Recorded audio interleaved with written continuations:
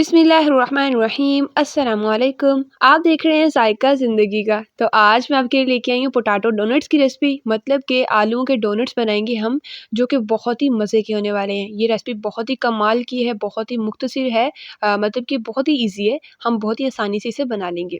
अच्छा, अगर आप सोच रहे हैं कि ये आलूओं की टिक्कियों की तरह होंगे या आलू की टिक्की जैसे ज़ायका होगा इसका, तो ऐसा बिल्कुल भी नहीं है, क्योंकि ये अंदर से सॉफ्ट होंगे, बाहर से क्रिस्पी होंगे और इसकी रेसिपी भी थोड़ी सी डिफरेंट है। तो चलिए स्टार्ट करते हैं। सबसे पहले हमने आलू लेने हैं, जितने आपने डोनट्स बनाने हैं उसके हिसाब से आप आलू ले सकते हैं। उनको अच्छे से आपने छिलका उतार लेना है, पहले धोना है अच्छे से आलूओं को, उसके बाद उसके ऊपर से छिलका उतार लेना है, ठीक है। अच्छा, तो अब हमने एक आलू को 4 पीसेस में डिवाइड कर लेना है छुरी की मदद से। उसके बाद हमने इसे बॉयल करना है, ठीक है। ये भी एक है कि हम आलू को अगर छिलके समेत बॉयल करते हैं तो बाद में मेहनत भी ज़्यादा लगती है, टाइम भी ज़्यादा खर्च होता है और छिलके के साथ आलू भी ज़ाया होते हैं। तो इस तरह से हम इसे काट के बॉयल करेंगे तो जल्दी भी हो जाएँगे और ये हमारे टाइम भी ज़्यादा नहीं लेंगे। तो ये देखिए, मैंने सारे आलू जो है इसी तरह से काट लिए हैं। अच्छा, तो इसके बाद हमने एक प्यारा सा बर्तन लेना है, उसके अंदर हमने पानी ऐड करना है। पानी इतना हमने ऐड करना है कि उसके अंदर आलू डूब जाएँ, अच्छे से डिप हो जाएँ, ठीक है। अच्छा, उसके बाद हमने ये जो आलू कट किए थे, हमने आलू काटे थे, इसके अंदर हम अच्छे से ऐड कर देंगे, इसको डुबो भी देंगे। उसके बाद हमने इसके ऊपर ढक्कन देना है और फ्लेम को कर देना है ऑन। हाई फ्लेम पे हम इसे पका लेंगे, मतलब कि आलू को उबाल आने तक। तकरीबन 10 मिनट आपने इसे ऐसा ही पड़ा रहने देना है। जब आलू आपको लगे कि हो गए हैं, तो आपने एक कांटे की मदद से या किसी भी छुरी वगैरह की मदद से आप इसे इस तरह से देख सकते हैं। आप इसे ऐसे चेक कर सकते हैं कि आलू बॉयल हुए हैं या नहीं। कांटा अगर अच्छे से आलू के अंदर जा रहा है इज़िली, तो इसका मतलब है बॉयल हो चुके हैं। अगर नहीं जा रहा, आलू नहीं टूट रहा, तो इसका मतलब है वो नहीं हुए, ठीक है। मैंने थोड़ी देर के लिए और रखे इसे बॉयल होने के लिए, क्योंकि मुझे लग रहा था कि आलू अभी अच्छे से बॉयल नहीं हुए। हमने इसे ज़रा अच्छे से बॉयल कर लेना है, ठीक है। अच्छा, तो तकरीबन 3 से 4 मिनट के बाद दोबारा चेक किया है तो ये आलू अच्छे से बॉयल हो चुके हैं।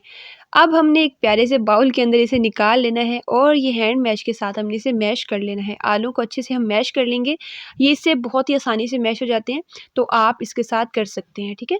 अच्छा, तो जब हम आलू को मैश कर लें उसके बाद हम इसे अच्छे से साफ़ कर देंगे, क्योंकि हमने रिज़ को ज़ाया नहीं करना। अब आती है मसाला बनाने की बारी। 1.5 टेबल स्पून हमने इसके अंदर नमक ऐड करना है। मेरे पास तकरीबन 7 आलू थे, उसके हिसाब से मैं आपको बता रही हूँ, ठीक है। नॉर्मल साइज़ के आलू थे 7। अच्छा, ये हमारे पास पिसी हुई मिर्च है लाल, 1 टेबल स्पून ये जाएगी इसके अंदर। उसके बाद ये मेरे पास है गरम मसाला, हाफ़ टेबल स्पून गरम मसाला इसके अंदर ऐड कर देंगे। और ये मेरे पास 1 टेबल स्पून है धनिया पाउडर, ठीक है। धनिया पाउडर इसके अंदर ऐड कर देंगे, बहुत ही ज़बरदस्त खुशबू आती है इससे, बहुत ही ज़बरदस्त जायका भी आता है। ये मेरे पास है ज़ीरा, ये हम इसके अंदर ऐड कर देंगे, ठीक है। ये आपने ऐड करना है। उसके बाद ये कुटी हुई मिर्च है, कुटी हुई लाल मिर्च, ये हम इसके अंदर ऐड कर देंगे, इससे बहुत ही अच्छी लुक आती है। अच्छा, तो अब आ रही है हमारी रेसिपी की एक बहुत ही मेन चीज़, बहुत ही ख़ास चीज़, ये है chicken powder, chicken flavour powder, ठीक है। फ्लेवर है ये चिकन का, ये हम इसके अंदर हाफ़ टेबल स्पून ऐड कर देंगे, इससे बहुत ही अच्छा फ्लेवर आएगा, बहुत अच्छी खुशबू आएगी हमारी रेसिपी के अंदर चिकन की।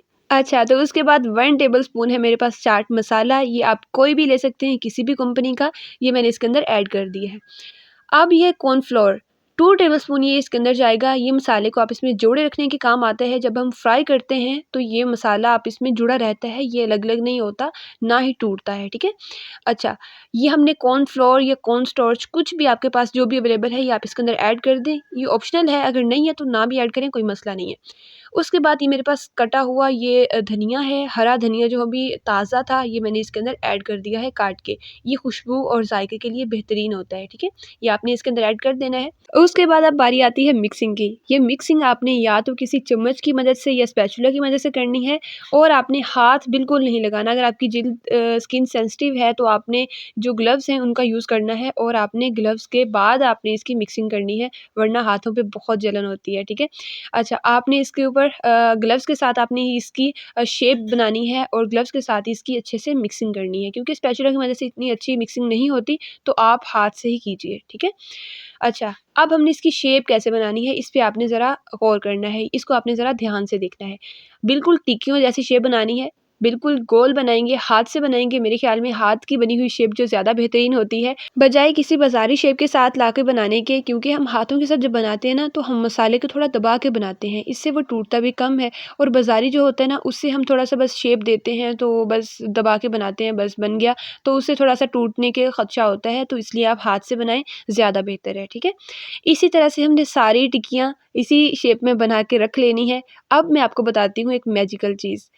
ये मेरे पास एक टूल है छोटा-सा, ये देखिए, अगर आपके पास ये शेप है अवेलेबल तो ठीक है, अदरवाइज़ आप इसको ये काम छुरी की मदद से भी कर सकते हैं, या घर में कोई और चीज़ ले लें, बच्चों के छोटे खिलौने वगैरह होते हैं, उनके अंदर भी चीज़ें मिल जाती हैं, कोई छोटे बर्तन वगैरह, उसके अंदर भी मिल जाएगा आपको, ठीक है? तो ये देखें, इसको हमने क्या करना है, बिल्कुल सेंटर में रख के दबाना है और बाहर वाली जो शेप बनेगी उसको हमने उठा लेना है। उठाने के बाद उसके जो ये कोने बन जाएँगे, उसको हमने थोड़ा-सा शेप देनी है, मतलब थोड़ा-सा हमने उसको अच्छा-सा बना लेना है, दबा लेना है, ताकि ये अच्छी लुक बन जाए इनकी। अच्छा, ये जो मसाला बच गया है, इसको भी मैं आपको बताऊँगी एंड पे कि हमने क्या करना है, इसको हमने ज़ाया बिल्कुल नहीं होने देना, ठीक है? ये हम साइड पे रख लेंगे।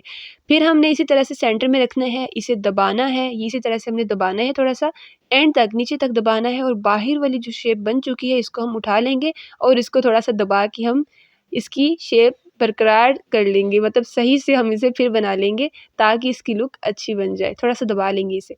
तो ये देखिए माशाल्लाह कितने ज़बरदस्त तरीके से हमारे डोनट्स की शेप बनकर रेडी हो रही है, ठीक है? इसी तरह से हम सारे बना लेंगे, ठीक है?